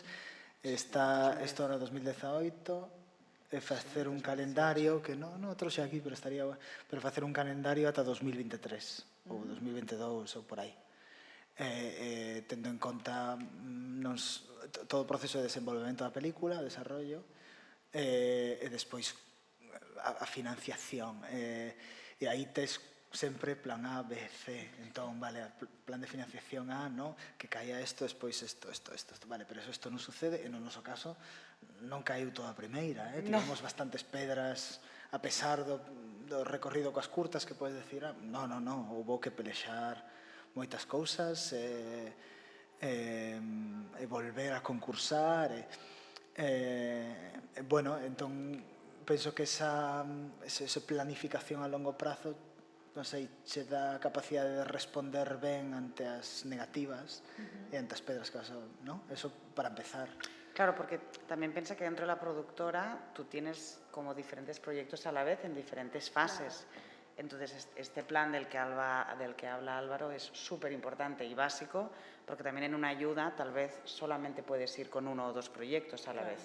Entonces, tú no quieres tener 5 que estén en la misma fase porque van a competir entre ellos y tal vez solo se lo dan a uno o a ninguno. Entonces, siempre en diferentes fases y esos planes son súper importantes. En el caso de Matria lo que hicimos es empezamos por lo regional porque tenía muchísimo más sentido y yo creo que tiene que ser así y todo el equipo lo piensa así y de allí saltamos a lo nacional, conseguimos una televisión nacional, el Ministerio de Cultura y después otra televisión nacional y con lo que conseguimos hicimos la peli, ¿sabes? Y después también vas a riesgo de productor, ¿no? El productor también entiende que, bueno, pues si invierto esto aquí y hago un planning de este tipo de película de tal manera, tantas salas, pues me tiene que dar un retorno de tanto. Venga, pues lo invierto, me lo arriesgo y cuento que va a volver, ¿sabes? Estivemos presentes no mercado de coproducción da Berlinale, tivemos a oportunidade, aí nos reunimos con un montón de compañías internacionais, sobre todo francesas, alemanas, danesas, algún estadounidense, italianos. Tivemos a oportunidade de plantexar unha coproducción internacional, de feito, en algún momento estivo máis preto que de outro. Sí, pero por un tema de calendario. Pero por un tema de calendario, bueno... No podíamos. É complicado. Digamos que os países... Isto quizáis non sei ata que punto é interesante, pero os países nórdicos máis ordenados. Sí, son máis ordenados. Teñen 4, por exemplo, Dinamarca ten 4 convocatorias anuais. Aquí en España temos, ahora mesmo temos 2, non? Bueno, es una, pero partida en 2, que es un mes e medio de diferencia. Bueno, teñen moita máis flexibilidade ahora en estes mercados de coproducción, ahora de coproducir internacionalmente. Unha coproducción internacional, no caso de Matria, por exemplo, bueno, non sei ata que punto, pero sí que tería comprometido algunha cousa desde o punto de vista creativo. Que iso que apelabas antes, non? É dicir, de repente, unha coproducción internacional con Dinamarca che obriga a que un dos bateiros sexa danés. Eu que sei, eso ou que X, non? Como a novelista que tiña que incluir o Camiño de Santiago na súa trama, ou... Sí, eso a min me costa moitísimo aceptalo. Habitualmente tamén esas películas que meten con calzador cousas por historias de financiación se percibe un pouco, non? Se nota. Claro, por ejemplo, lo que estamos intentando con lo que estamos construyendo con la nueva, porque en Matria lo que nos pasó es de repente vino la oportunidad y era ¿y ahora a quién hago noruego, sabes? O sea, o a quién hacemos danés, o bueno, el del bar, no sé qué, tal, era todo rarísimo. O de repente alguien de postproducción tenía que ser danés, hablando en inglés, y era como, pero ahora rodamos en 4 meses, es que, ¿sabes? No. Y entonces lo que estamos intentando hacer ahora es en la próxima ya diseñarlo desde desarrollo, ¿no? Desde vale, pues esto lo vamos a mover aquí, lo vamos a llevar para allá, vamos a buscar que esto venga de otro lado, este personaje a ver si nos lo podemos llevar a otra nacionalidad, pero ya desde el guión, ¿sabes? O sea, desde la conceptualización del proyecto. Pero porque vemos unha necesidade de maior financiación. Correcto. Claro. Senón, claro, non é necesaria, non? Podemos preguntar, si podes contestar, canto diñeiro necesitades para facer unha produción como Matria? Sí, dale. En el 2021, una cantidad. Hoy, casi el doble, ¿sabes? Bueno, pues cuéntanos, no, sí, a ver, nosotros realmente rodamos Matria con 950.000 euros, que idealmente tendría que haber sido más. Tendríamos que haber ido al 1.1 como mínimo, ¿sabes? Pero hoy en día Matria yo creo que te irías, o la deberíamos de rodar por 1.7, 1.8. Pues la gasolina está a 1.5, o sea, a 1,5 en vez de a 1 euro. Los sueldos de los técnicos están extremadamente elevados porque tienen muchísimo trabajo. Y esto, por ejemplo, pues sucedía mucho en Madrid y Barcelona, sobre todo Madrid, porque tenía el hub audiovisual con Netflix, Disney y todas, pero están empezando a salir de Madrid, llegaron primero a Barcelona y ahora ya están por todo el territorio español, pero técnicos de que, yo que sé, que un eléctrico, que es alguien que conecta cables, está cobrando más que yo, ¿sabes? Es que es como ridículo a la semana. Que yo lo entiendo, o sea, no... A mí me pierde la boca a veces. Pero, o sea, yo lo entiendo también, exacto, es demanda y oferta, es un trabajo concreto, es por obra y servicio, y es una persona que de primeras no le mueve a algo emocional la película, o sea, es puramente llevar el plato a la mesa, ¿no? O sea, nosotros hay otros motivos también detrás. Pero claro, rompe completamente el sistema de cine independiente. Claro. Porque ahora que habíamos conseguido en los últimos 2-3 años que se aumentaran las dotaciones, el Ministerio de Cultura español ahora puede llegar a dar hasta 800.000 euros, que esto es nuevo de hace 2 años, es que ya ahora ya te tiene que dar 1.2, ¿sabes? Sí. Para poder llegar a algo... Bueno, hai unha burbulla nas co tema das plataformas importante. Contanos un pouco de eso tamén. Sí. Yo entiendo que... Es que yo lo entiendo, o sea, a un técnico tú le dices voy a trabajar 6 meses del año en una serie o voy a trabajar 2 meses en una peli de autor que cobro menos, pues se va a ir a la plataforma, es que es completamente normal. E agora un pouco máis de economía. Imagínate, hoxe costaría 1.7, vale? Como teríades que facer o onde teríades que situala, canto teríades que, entre comillas, vender para chegar a cubrir todo isto? É dicir, imagínate que tes como unha capacidade ahora tú mesma de invertir, non? Entón, sacas os 800.000, vale, do ministerio, tes outros 200.000 da autonómica, imagínate, e despois o resto o pos ti da tua produtora. Pero aínda así, canto teríades que mover, como teríades que facer para situarvos e ter pois, un beneficio superior a 1.7, no? para que saírades non perdendo, digamos. Como vos movedes para prevenir a pérdida económica? O sea, el 1.7 es el coste.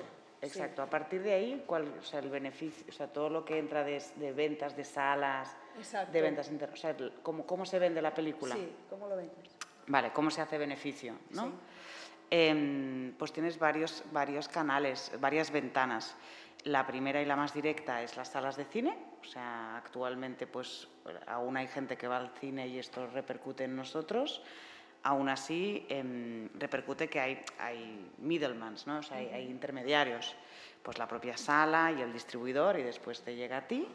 Después la puedes vender a las televisiones. Pues, por ejemplo, no sé, imagínate en el caso de Matria, nosotros la prevendimos, que es como financiamos, pues Televisión Española y Televisión de Galicia. Pero de repente viene Aragón TV o TV3 o Telemadrid y dice, la quiero, y te paga X, ¿no? Por eso es una venta y va al bolsillo del productor. O una plataforma, ¿no? Tal vez en desarrollo proyecto la prevendimos a Movistar y después entra HBO y te dice, pues la precompro por tanto, ¿no? Y otra, pues Filmin, que es otra plataforma, te dice, vale, pues la tengo en Filmin y vamos a porcentajes, ¿no? Por tantos visionados, tú te llevas tanto. Esto es a nivel nacional. Después, a nivel internacional, tú se la cedes en derechos a un agente de ventas que se llama un distribuidor internacional y este distribuidor internacional te vende la película por territorio, ¿sabes? Pues lo que tú has hecho en España, tu productor español, él lo hace en cada territorio, en Francia, en Italia. Por ejemplo, Matria está ya vendida en Francia, en Italia, en Portugal, en Polonia, en Grecia. En Polonia, no, en Grecia. Estupendo. Sí. Y entonces lo venden allí y ese distribuidor de allí pues lo pone en sus plataformas, en sus salas, en sus teles. Y de ahí también retornas. O puedes vender a un territorio más amplio, yo que sé, Latinoamérica, Norteamérica, sabes? Pero para facer eso tamén tedes, supoño eu, outros custos, por exemplo, subtítulos. ¿No? Sí. Porque a María, a ver como entenden aí en Polonia ou... digo, Pero tú entregas el subtítulo en inglés okay. y ellos se encargan de, es su coste, subtitularlo al italiano. Tú como productor de aquí, nacional, no subtitulas al otro. Tú subtitulas al internacional, al inglés. Igual que el póster, por ejemplo, nosotros hacemos el de aquí y el internacional, pero el local de Italia lo hace el italiano. De acuerdo. Porque conoce su público, conoce su audiencia, conoce sus gustos. Por eso de repente aparecen pósters diferentes en cada lugar del mundo. Ah, qué curioso. Bueno, pues, que máis nos queredes contar? Porque aquí hai moitas preguntas, eu teño moitas máis preguntas, pero... Ahora que falamos da distribución, penso que é importante non que tamén, máis aló do que poida obter toda a xente que participou na película durante a rodaxe, despois que a pesar de que non todo o éxito se concentra no resultado final, pero sí que expolos ese resultado final. Entón, por exemplo, con Matria estou orgulloso de ter incidido moito despois de presentar a película internacionalmente en Berlín, despois nacionalmente en Málaga, na distribución local. E de estar moi presente e acompañar a película ben en Galicia, e máis concretamente despois no Val do Salnés, facer constantes coloquios coa xente, que os agradece moito. É unha maneira tamén de devolver algo, non? De ceder parte do teu tempo eso de volver, de ser xeneroso. Bueno, María tamén fixo un traballón de acompañamento da peli por toda Galicia maravilloso, e incluso iría máis alá. Penso que como director, no meu caso, por exemplo, podes facer algunhas cousas máis algo de presentar na película que deixen algo de pouso na comunidade. Por exemplo, bueno, ia poñer unha foto, pero da igual, estar en contacto coas escolas locais, facer, porque non podes ofertar de repente un taller para os nenos e nenas da zona, non? E collerte un fin de semana, ou un día, ou un par de días, ou 3 días, ou os que sexa, para xerar un interese ao redor do cinema e coñezan un pouco máis de preto os nenos e as nenas e, polo tanto, tamén os seus pais, unha actividade que acaba de ter o seu epicentro aí no seu territorio, non?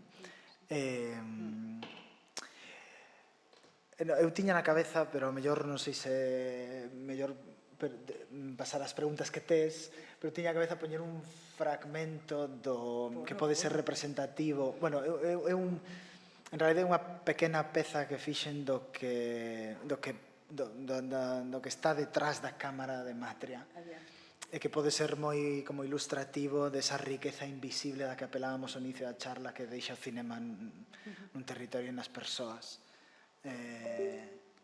Pois está estupendo, porque imagíname que debe ser incluso difícil, non, vender unha película en galego tan distinta, non? E sobre todo é super bonito e reivindicativo case ver todo o que cambiamos, non? E a posición que o propio cine nos está a dar como país, como individuos con identidade propia e demais.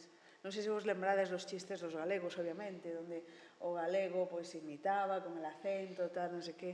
Iso parece moito de antaño. Hoxe en día pois estamos a ver outro tipo de representación cultural que, ao contrario, nos aferra precisamente, ou incluso a geada, toda unha forma local de falar. A mí me encanta. Bueno, que internacionalmente é un valor, porque da lingua, como falábamos un poquinho antes, emana toda unha forma de relacionarse co mundo, coas persoas, emana unha maneira de entender a vida, de moverse, emana unha certa xestualidade, e tamén nesa xestualidade non tan visible nos contextos internacionais reside certa originalidade que a audiencia internacional aprecia, ¿no? Aprecia, sí, claro. Sí, porque está como descubrindo eso, unha maneira de estar no mundo que pode ser ata certo punto novedosa, non? Entón, a lingua é un valor, sí, no contexto internacional, no contexto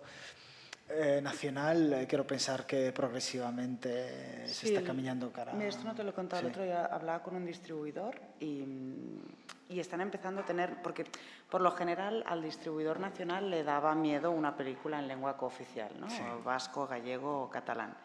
No querían porque los números no salían, bla, bla.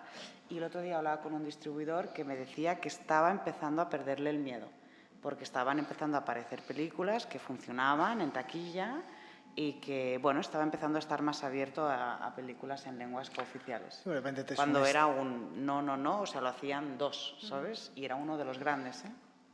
Pues moi ben, porque de repente aí tes un Lorea, que é un estío, bueno, sí, un estío do 93, tes as propias... Bueno, Matria non foi nada mal en taquilla, en xeral, para ser a película que en galego está moi ben, non? Está por riba de películas independentes que estaban en castelán, películas independentes fortes. Están despois, eu que sei, sí, hai bueno, sí, películas que funcionaron moi ben, a pesar de que aínda, bueno, hai barreiras, hai certos obstáculos.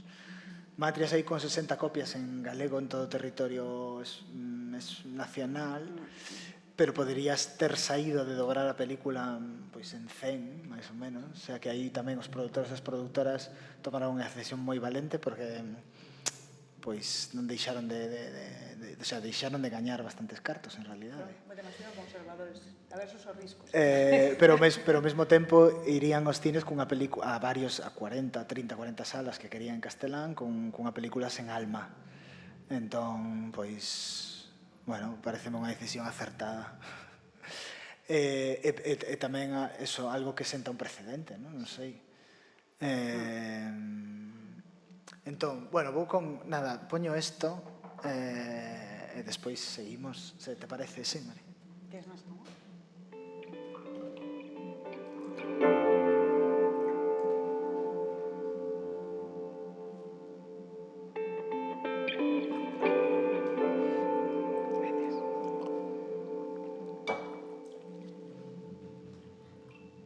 Comezan as historias con homes encumados, rematan sempre todas con mulleres que os salvaron da morte do intelecto, de insectos que os picaron, de turbias lendas vellas que non queren nen lembrar.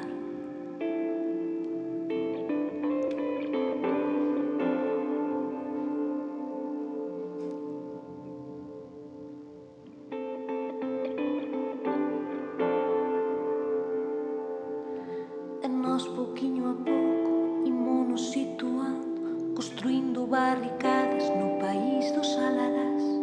Nós en corpo e alma, nós mercando calma, nós cousa por cousa sen podernos despistar.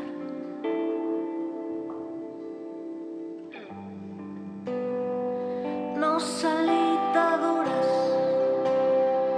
nós conquistadoras,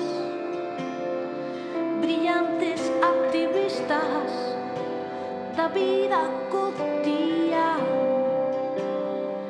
e nos que resistimos a séculos de forza, e nosas matriarcas do país dun tal Breogán. Comezan as historias con homes encumados, rematan sempre todas con mulleres que os salvaron da morte do intelecto, de insectos que os picaron, de turbias lendas vellas que non queren nen lembrar.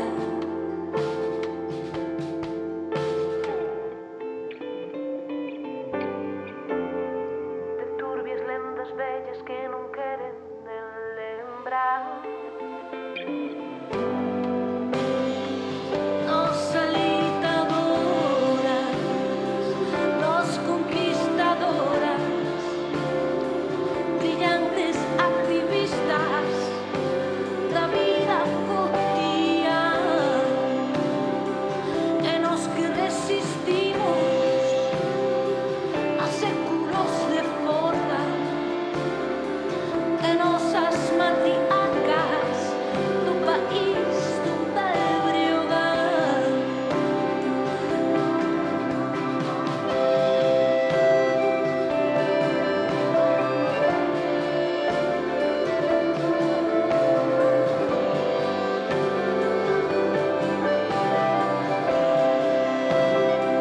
E nos que resistimos a séculos de forza, e nosas matriarcas do país dun tal Breogán.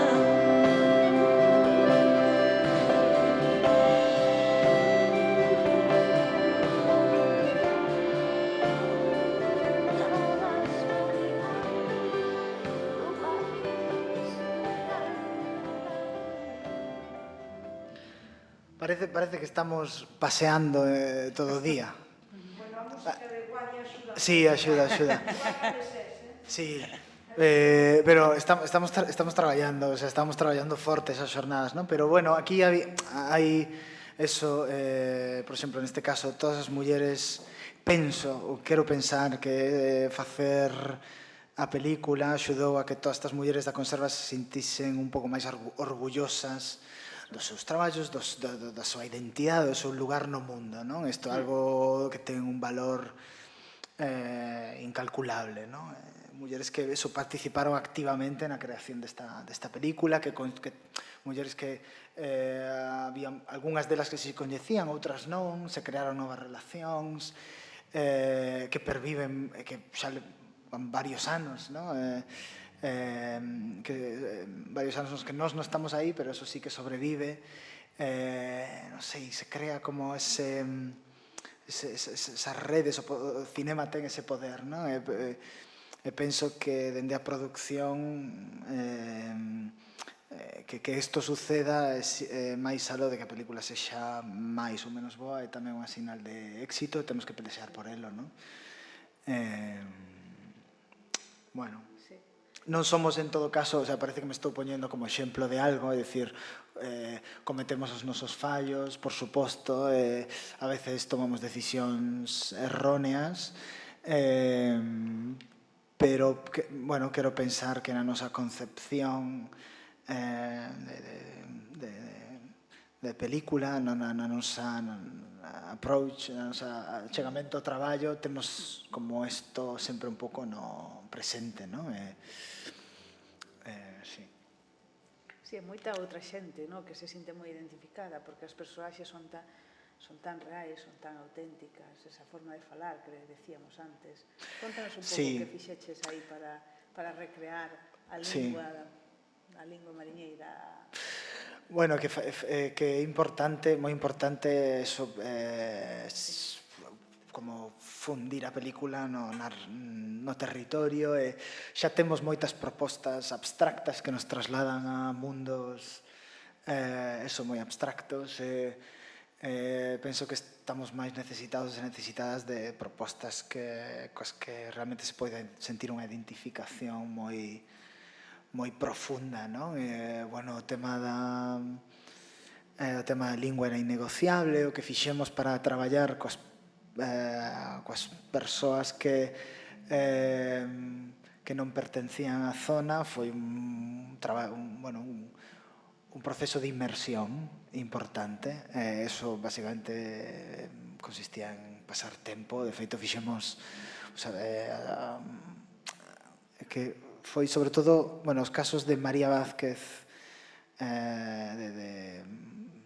era de Monforte, de Chantada, e de Santi Prego, que de Vigo, foron quizáis os casos nos que se tivo que traballar máis, porque Susana, por exemplo, Susana San Pedro, que fai de Carmen a película, é de Ribeira, a filla é de Porto do Son, que de feito a película pasouse, cando se pasou en Ribeira, aquí me estou desviando un pouco, pero bueno, cando se pasou en Ribeira, houve un grupo de lingüistas que se reuniu tras a proxección da película e falaron das diferentes variantes que identificaron durante a peli, e identificaron 5, tiñan toda a razón, porque a filla, ten esa variante de Porto Son, Susana de Ribeira, despois está a variante de toda a xente da Arousa, de Vilanova da Illa, despois está a variante de María, que aínda que se parece, para nós, os nosos ouvidos, é totalmente, se mimetiza o 100%, pero para eles o 98%, entón tiña así algunha cousiña por aí, e despois tamén está a variante de Santi, non? Que a eles lle pasaba o mesmo. En todo caso, foi unha labor de inmersión que pasaba por pasar moito tempo con xente da zona, estar exposta a toda esa linguaxe non só verbal, senón tamén non verbal.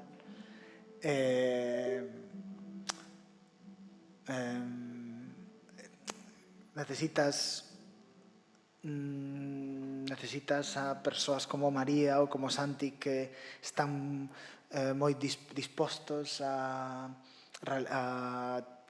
tirar por terra calquer tipo de metodoloxía, convertirse en esponxas, dispostas a facer ese exercicio, non? En este caso, pois, o tiñamos, e despois, bueno, require tamén de disciplina, de moito traballo, entón, se vos poño estaría interesante, feito ahora tampouco teño aquí, porque non pensaba falar desto, pero se vos poño a primeira proba, bueno, quizás a segunda proba, porque fixen para o casting de María, non fixen un casting como tal, pero sí que fixemos unhas sesións de traballo. E se vos poño a segunda sesión de traballo onde tomei a decisión de que María fose a protagonista, e o comparamos coa Ramona final, a diferencia brutal. De feito, ainda vin fai pouco e dixen, realmente estaba máis lonxe do que eu pensaba nun momento inicial que estaba. O sea, que sí que houve un traballo moi disciplinado pola súa parte de acudir recurrentemente á zona, Eso, fixemos campamentos aí, María estivo pois, no mes de xullo, nos rodamos, empezamos a rodar a final de setembro, o mes de xullo pasou 10 días, e despois se trasladou 10 días seguidos, no que eu expuxen a un montón de historias, e despois viña con frecuencia, tamén se trasladou á zona como 2 semanas antes de rodar. Esos últimos 3 meses foron moi intensos, pero como xa vos dicía antes, entrou a formar parte do proxecto un ano antes, e xa antes deses 3 meses incluso xa tiña construído un percorrido, non? Francis aí foi unha grandísima inspiración, claro. Francis, que é a protagonista da curtametraxe, e que estaba moi presente durante os ensaios, dando indicacións ela tamén a nivel lingüístico, coa súa intuición do que soaba ben, do que non, por aquí non. Pero bueno, xa dende un inicio me deu o seu beneplácito. Cando a viu e a escoitou por primeira vez nunha pequena sesión de traballo que fixemos en Vilanova, ali na casa, ela estaba presente, xa dixo, sí. Era moi importante tamén para María ter o beneplácito de Fran. Francis foi moi xenerosa co seu tempo, pasou moito tempo con ela. Sí. Seguro que tamén aí veo moi ben ter unha produtora como ela tan sensible a estas cousas. Claro, exactamente. Tan paciente, sí. Deixo che cartos para que vayas a ensayar. Sí, exacto. Eso tamén está moi ben. Exactamente. Sí, total. Quero abrir ao público, por si acaso Xavier nos está dicindo que xa temos que... No, o problema é que creía que se digo dentro de menos de 2 horas. Sí, pero imos indo... Eu teño, claro, moitas máis curiosidades, pero, por favor, ao público, ao mellor que queira facer algún comentario. A mí me gustaría, en primeiro lugar, dicir que saiu fenomenal, a mí me gustou moitísimo, a María se te notaba encantada e eles tamén. Eu sí, pero... Podríamos estar aquí horas falando, e tamén algo que non contei ao principio, isto é unha actividade antes de que eu fose director de Covas, fixeronse cousas moi interesantes tamén, moi relacionadas con isto. Por exemplo, houve un coloquio en Lugo con Oliver Laxe. E, por exemplo, houve outro coloquio en Vigo con o director de Galaxia E Ima López. e con Ima López. Sí, Silva. Silva, efectivamente, ¿no? Bueno, pues seguro que Ecovas está tirando moito por aí, ¿no? Espero que se xa o que. Eu que quizáis un pouco de lo que saquei dos e que aprendí moito, son dúas cousas, non? Por un lado, escoitado tamén a tua entrevista de hoxe na SER, pola mañá con María. Claro, que este modelo de negocio, pues modelo de negocio é moi frágil, non? Por un lado, tes os ingresos e tes os custos, non? Os custos son moi elevados, seguramente hai moito risco, hai pouco beneficio, hai moita incertidumbre. Seguramente necesitamos políticas públicas moito máis serias. Sí. E a segunda cousa, claro, é que cando vas ao interior é todo moito máis complexo, non? Porque ti, eu entendo que ti é un pouco a alma libre, é un home que está creativo, que ten... Despois ela ten un componente moi grande tamén de creatividade, traballa moito contigo, pero é a que leva os números, é a comercial tamén, é a que busca os cantos, é dicir, unha relación tamén fundamental. moi especial, moi especial. Esos economistas gustamos moito, este tipo de dos xentes que están dentro de como se relacionan, como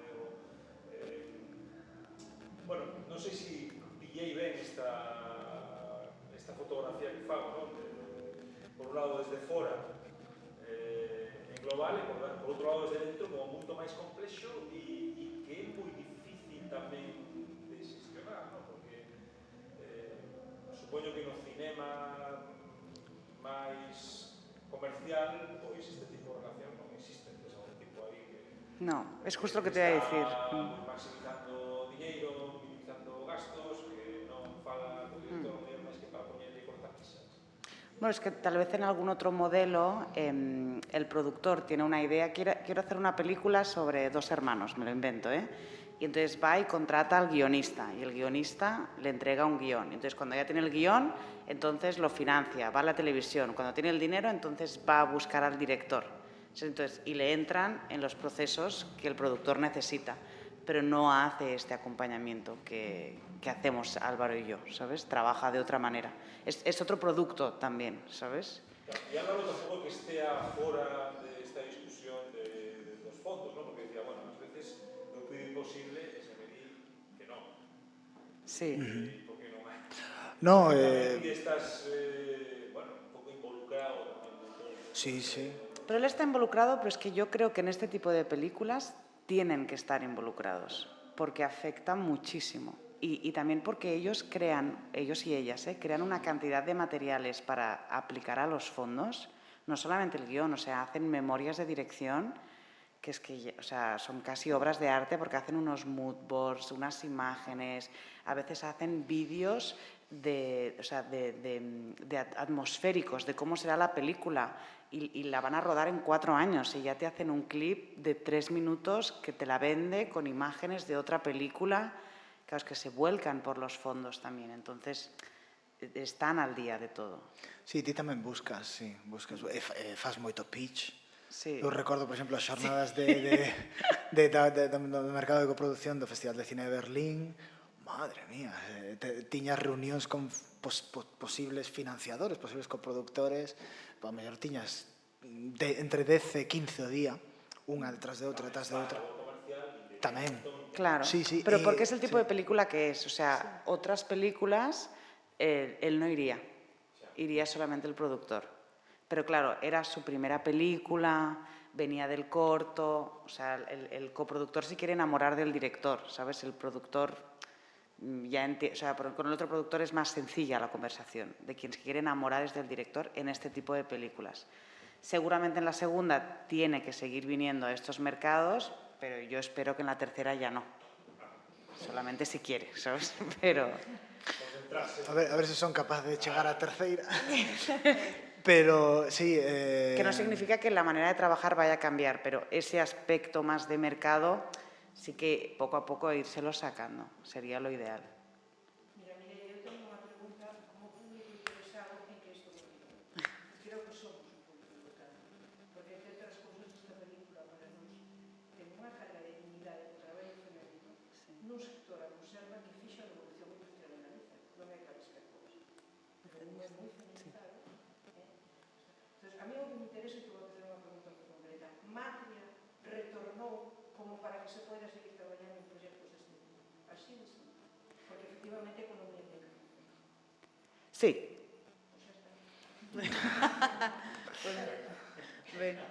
Sí, todos los productores hemos ganado dinero con Matria. Y somos 4. Y el agente de ventas, y el distribuidor, y el exhibidor, todo el mundo. Claro. Es lo que el productor también hace con ese dinero. Non gañaron tanto, pero bueno. Por lo menos non perderon. Pero non perderon. Exacto. Sí, Alguna outra suxestión, pregunta, idea para ir pechando? Sí.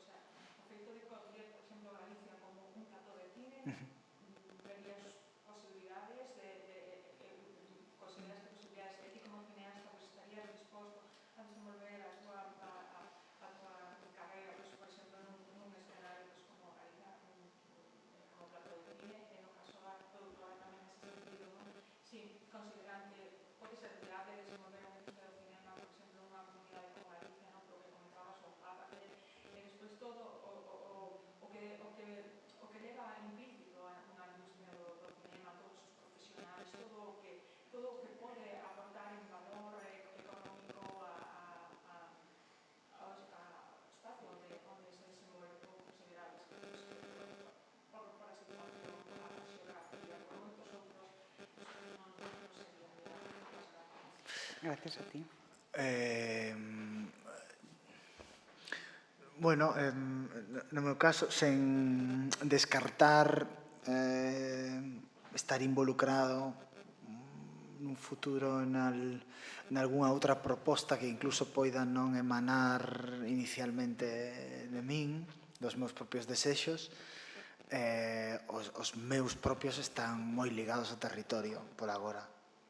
E penso que, non sei, vai ser difícil mudar iso, sen que iso supoña renunciar, non sei, a que de repente apareza algo nunha cidade, pero para facer o esforzo titánico que supón facer unha película me ten realmente que emocionar, pero o que realmente me emociona a min, do que penso que tamén podo falar con máis menos coñecemento, está aquí, non?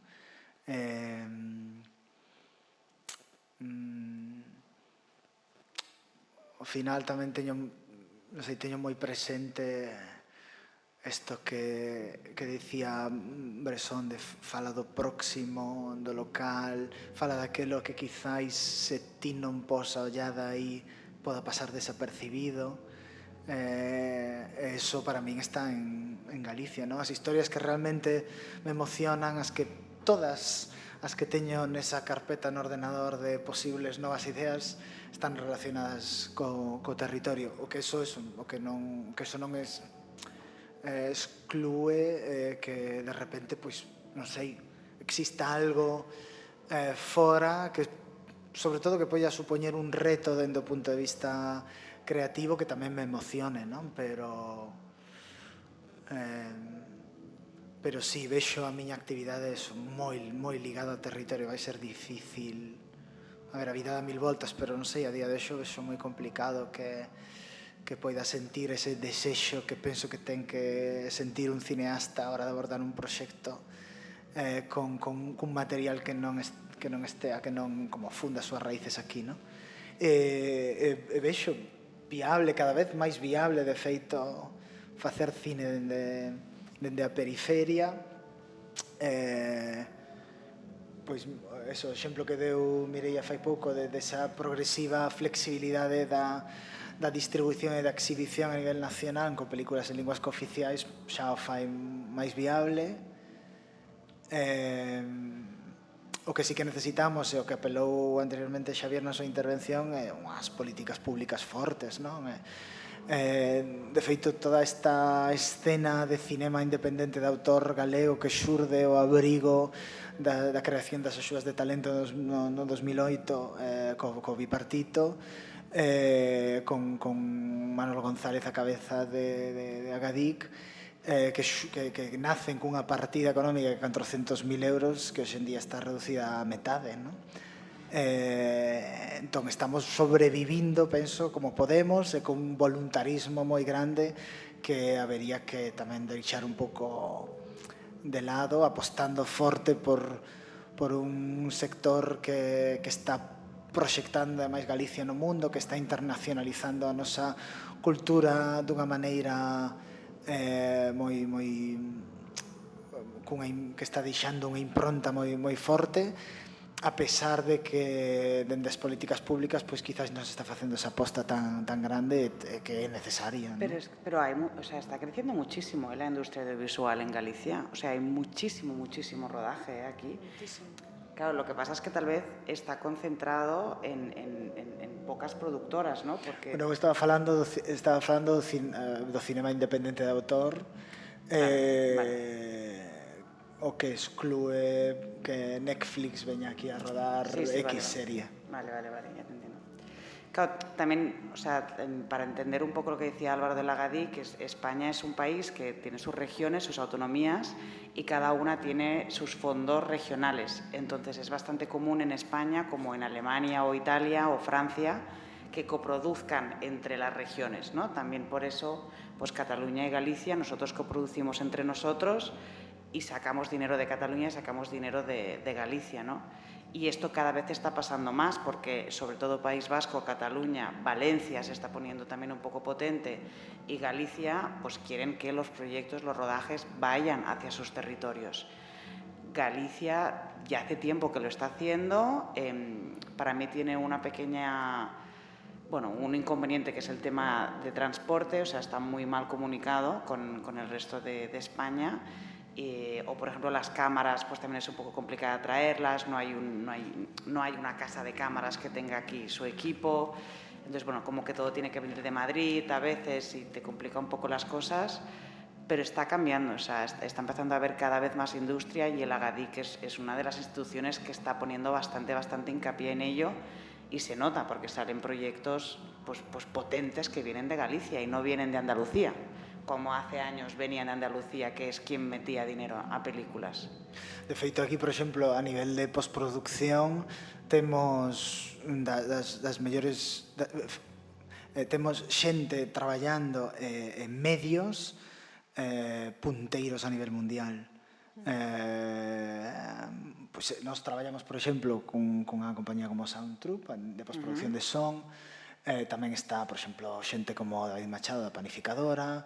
A nivel de corrección de cor, ahora está Alfonsín, co que traballamos nós tamén en Matria, que son xente que a que Hollywood está chama para ir así, que Hollywood non é exemplo de nada, pero me refiero, son xente que está moi reclamada a nivel nacional. Madrid ven aquí a veces a facer a postproducción das súas pelis, ¿no? Pero siendo consciente también de que, o sea, de que haces la peli aquí, el mercado en Galicia es el que es y tienes que, no, o sea, la diseñamos sabiendo que va a tener que viajar, seguro. O sea, fuera de Galicia, fuera de España, lo máximo posible, o sea, eso seguro. Volvo a insistir en que isto en todo caso se sostén moito porque hai unha coincidencia temporal de xente extremadamente apeixoada polo seu traballo que se desvive polo que fai.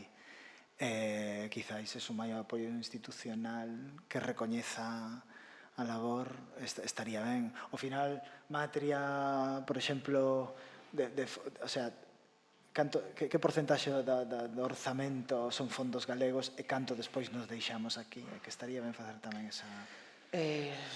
Pues el 50% más o menos es gallego y casi el 90% es gasto gallego. Sí, casi el 90%. Sí. O sea, 90% galego, fondos, sí, el 90% del gasto. Moi ben. Entón, deixa bastante pasta al final aquí. Moi ben. Sí, porque todo era galego, todo. Sí. A ver se escoitan, porque hai algunhas personas moi sordas. Moi ben. Pois hai outra pregunta máis, pero non sei como imos facer, porque xa me fora de tempo, pero... Sí. Cargos moito pela película, dos dous, a produtora ten un mérito tremendo, producir independentemente desta maneira, sacar unha película deste tipo, genial. Está moi ben que lle fagas unha caricia aquí, non está mal, pero, bueno, vos o sabedes, aquí igual moita gente non, pero, bueno, realmente para o que decía era de unha industria, a ver, en España, UICA que está sacando 80 millóns ao ano do cine. 100, non? 7 millóns. Francia saca 800 millóns. Inglaterra, 400 ou 500. Alemania, 70 igual, Italia, en fin. Sí, esto es lo que estamos peleando todos, de que las dotaciones mayores, más proyectos, más presupuesto, obviamente. O sea, nos piden hacer maravillas. Sí. E ademais, a mayores, facelo en galego. Exactamente. Claro que ahora vai moi ben porque nos dimos conta, gracias ás plataformas, eso no. Sí. Desde logo tuvo as plataformas que dieron aí un puntazo tremendo, en que nos está gustando ver películas noruegas, peruanas... Sí, eso hai que recoñecerlo, sí. Sí. Cambia todo, porque a xente, os actores e actrices que falan nesa lingua expresan un modo de vida. Sí. Totalmente. Sí. Eso que transmite, María.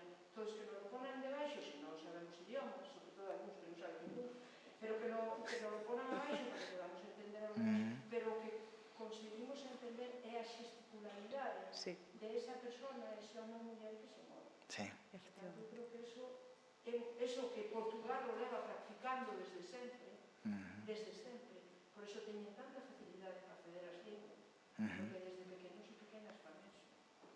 Efectivamente. Entonces, por fin. Por fin. E aparte de que non é por nada, formar as parte dunha comunidade de 450 millóns, que tamén hai que decir. A rusofonía é iso. Exactamente. Que tamén son euros, vamos, euros ou duros. Pois moitísimas grazas aos dous. Eu creo A que temos que vosotros. montar con un super aplauso.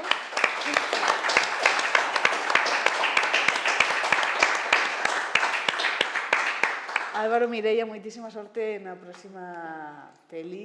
Contamos con vos para que non la contedes desde que a teñades xa madura e tal. E moita sorte para rematar esta. Tiñas que contarnos algo que vai pasar o 25 de xullo, non? Sí. Bueno, sae a venga, peli. Para que non a pillou no cine, pois sairá en un montón de sitios. En algúns deles seguramente tedes acceso Movistar, Rakuten, Orange, Filmin O y 25 más de adelante HBO. Estupendo. Pois con esa mensaxe nos quedamos. Moitas grazas, gracias pola asistencia, gracias a Ecovas por organizar todo isto, os técnicos de Ecovas, os compañeiros, e ata a próxima. Moitísimas grazas. A vos. Gracias, amigo Loco.